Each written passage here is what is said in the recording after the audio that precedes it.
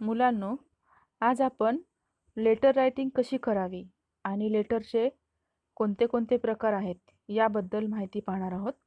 इयत्ता 10वीच्या बोर्डाच्या इंग्रजीच्या कृतीपत्रिकेमध्ये क्वेश्चन नंबर 5A हा लेटर रायटिंगचा प्रश्न आहे आणि या प्रश्नाला 5 गुण आहेत. पत्रलेखनासाठी काही मुद्दे किंवा मार्गदर्शक अशी काही माहिती, जाहिरात, बातम्या, काही सूचना किंवा माहितीच्या आधारे विद्यार्थ्यांना पत्र लिहा, पूर्ण करा असे कृतीपत्रिकेमध्ये सांगितलेले असते. पत्रलेखनाच्या प्रश्नामध्ये लेटरचे 2 प्रकार आहेत. एक इन्फॉर्मल म्हणजेच अनौपचारिक आणि फॉर्मल म्हणजे औपचारिक. विद्यार्थ्यांनी दोन्ही प्रकारचे पत्र लिहिताना ब्लॉक फॉर्मॅटमध्येच लिहायचे आहेत. ब्लॉक फॉर्मॅट म्हणजे पत्रामधील सर्व बाबी डाव्या बाजूने सुरू करायच्या आहेत. इथे आपण सर्वात प्रथम अनौपचारिक म्हणजेच इन्फॉर्मल लेटर बद्दल थोडीशी माहिती पाहूया. इन्फॉर्मल लेटर हे आपण आपल्या कुटुंबातील व्यक्ती, नातलग, मित्र किंवा इतर परिचित व्यक्तींना लिहितो. या पत्राच्या सुरुवातीला डाव्या बाजूच्या कोपऱ्यात आपले स्वतःचे नाव लिहावे, त्यानंतर पत्ता, त्यानंतर पत्रलेखनाची तारीख. ग्रीटिंग किंवा सॅल्युटेशनमध्ये my dear mother, my dear mama, dear papa, dear dada अशा प्रकारे आपण संबोधन करू शकतो. इन्फॉर्मल लेटरचा शेवट करताना convey my regards to, give my love to अशा प्रकारे निरोप घ्यावा आणि शेवटी डाव्या बाजूला खाली your loving son, your loving daughter, your loving friend असे लिहिणे योग्य आहे आणि त्याखाली तुमचे स्वतःचे नाव लिहायचे आहे. फॉर्मल लेटर म्हणजे औपचारिक स्वरूपाचे पत्र. हे पत्र आपण वर्गशिक्षक, मुख्याध्यापक, एखाद्या कंपनीचा व्यवस्थापक, पोलीस, नगरपालिका, शासन इत्यादी संघटनेच्या अधिकाऱ्यांना लिहू शकतो. या पत्राच्या सुरुवातीला डाव्या बाजूला तुमचे नाव, पत्ता, पत्रलेखनाची तारीख लिहावी. त्यानंतर डाव्या बाजूला ज्यांना पत्र लिहायचे असेल त्यांचा हुद्दा किंवा पद, संस्थेचे नाव आणि पूर्ण पत्ता लिहायचा आहे. मग ज्या विषयाबाबत हे पत्र लिहायचे तो विषय स्पष्टपणे लिहून संदर्भ असल्यास तो संदर्भ लिहायचा आहे आणि त्याच्याखाली डाव्या बाजूला डिअर सर किंवा रिस्पेक्टेड सर असे लिहून पत्राला सुरुवात करावी. महत्त्वाची गोष्ट म्हणजे औपचारिक पत्र लिहिताना मुद्देसूद आणि सुस्पष्ट असे पत्र लिहावे. त्यामध्ये भाषा ही डिसेंट वापरावी.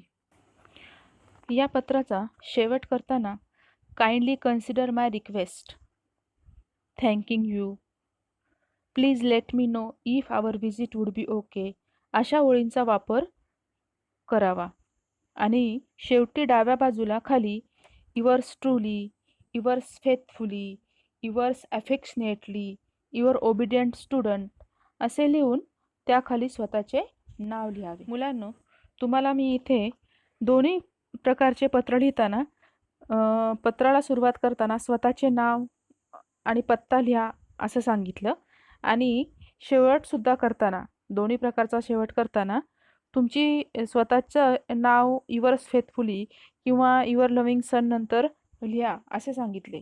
परंतु तुम्हाला तुमच्या ॲक्टिव्हिटी शीटमध्ये असा प्रश्न दिलेला असतो कधी कधी की ज्यामध्ये सेंडर्स कोण आहेत आणि कोणाला लेटर सेंड करायचे आहे म्हणजे रिसिव्हर कोण आहेत हे दिलेलं असतं.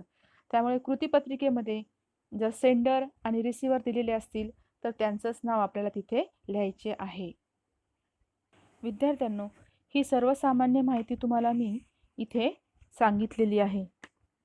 आता याच्यानंतर आपण फॉर्मल लेटरसाठी कोणता फॉर्मॅट आहे आणि त्याच्यासाठी आपल्या ॲक्टिव्हिटी शीटमध्ये मार्किंग स्कीम कशी आहे हे पाहणार आहोत.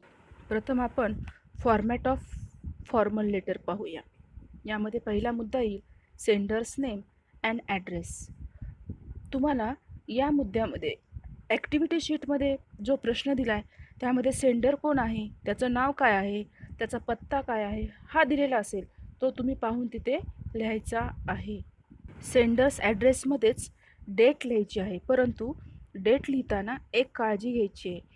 फॉर एक्झाम्पल, जर 8 सप्टेंबर 2020 असेल तर 8/9/2020 असं न लिहिता 8 सप्टेंबर 2020 अशी डेट लिहायची आहे. दुसरा मुद्दा आहे रेसिपंट्स ॲड्रेस किंवा रिसिव्हर्स ॲड्रेस.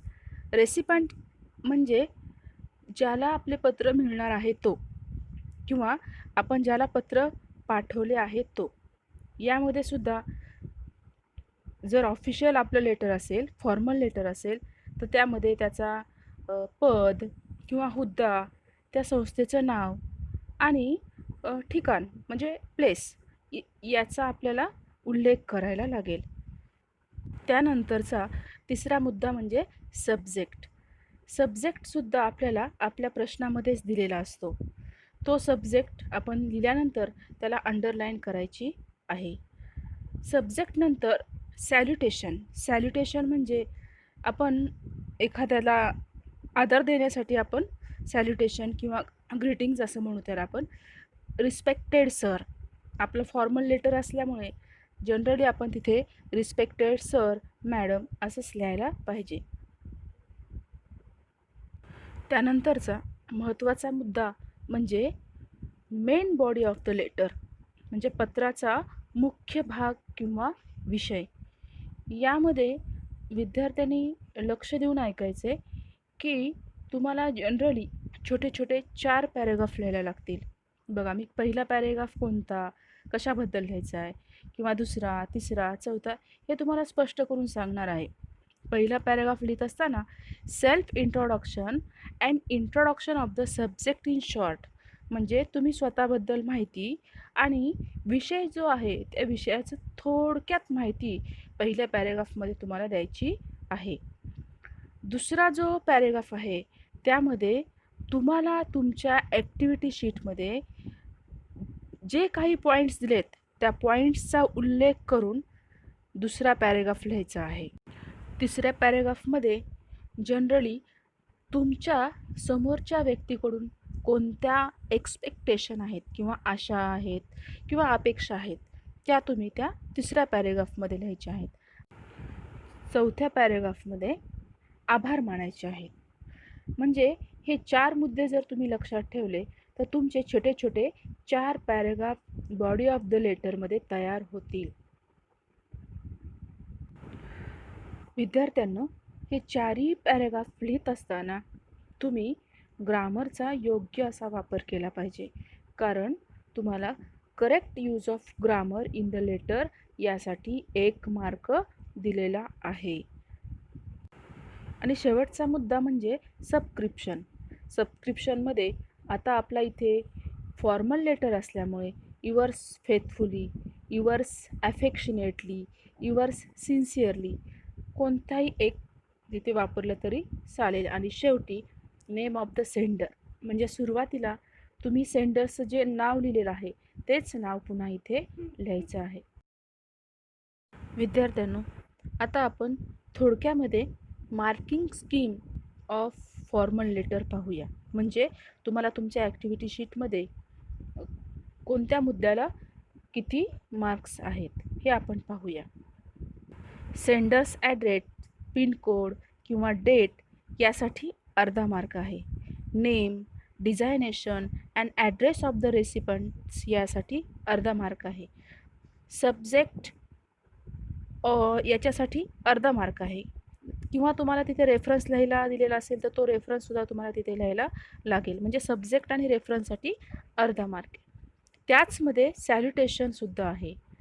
त्यानंतर 2 mark body of the letter, तो की जे तुम्हाला 3 ते 4 पॅरेग्राफ्समध्ये लिहायचं आहे. त्याच्यानंतर सबस्क्रिप्शन किंवा त्यालाच कॉम्प्लिमेंटरी क्लोज म्हणतात, त्याला अर्धा मार्क दिला आहे. आणि शेवटी तुम्ही तुमचं ग्रामर कसं वापरता याच्यासाठी 1 मार्क दिलेला आहे. असे टोटल 5 मार्क्स तुम्हाला फॉर्मल लेटरसाठी दिलेले आहेत. आता आपण फॉर्मॅट ऑफ इन्फॉर्मल लेटर पाहूया. या फॉर्मॅटमध्ये पहिला मुद्दा येईल सेंडर्स ॲड्रेस. सेंडर्स ॲड्रेसमध्ये जो कोणी सेंडर असेल त्याचा नेम आणि त्याचा पत्ता आपल्याला लिहायचा आहे. त्यानंतर दिनांक लिहायचा आहे.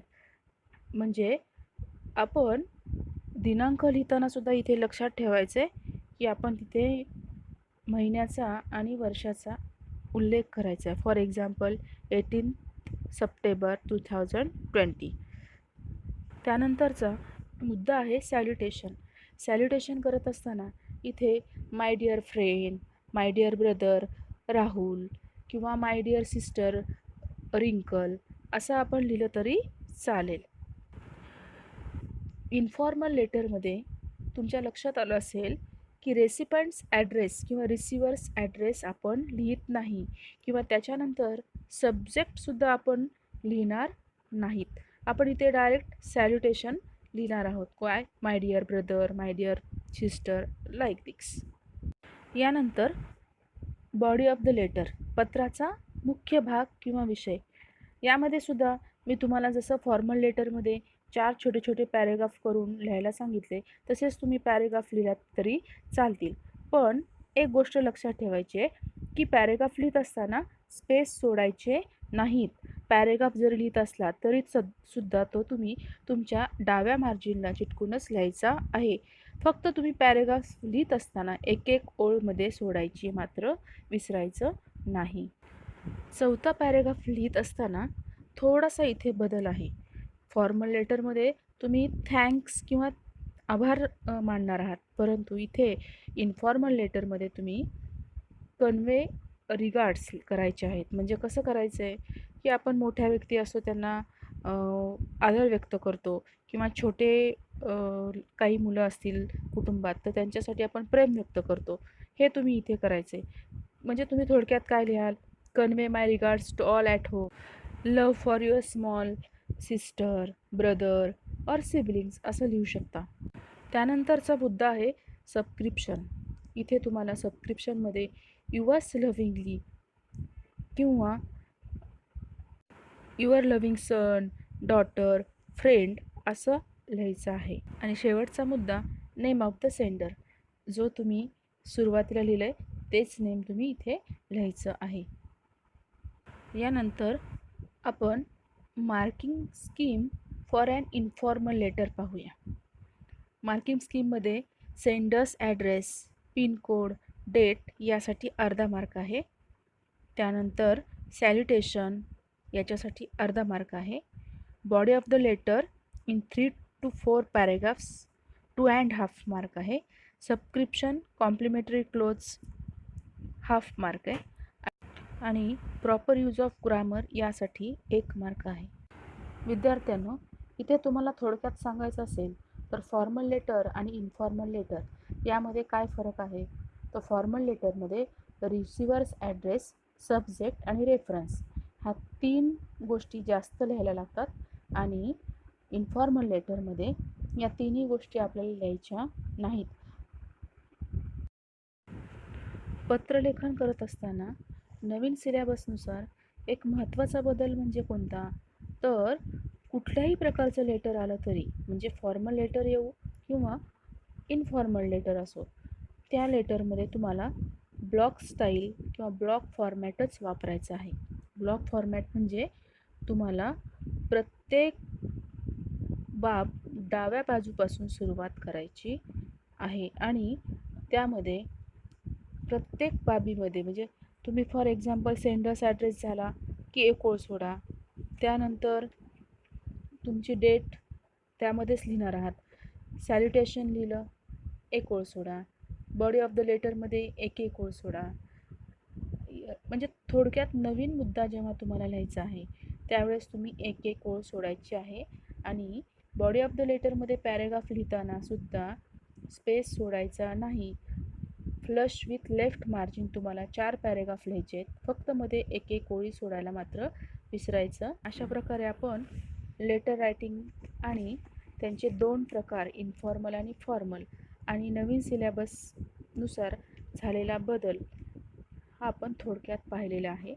यानंतरच्या व्हिडिओमध्ये मी एक्झाम्पल देऊन कशा प्रकारे लेटर आपण लिहू शकतो किंवा लिहिणार आहोत हे तुम्हाला सांगणार आहे.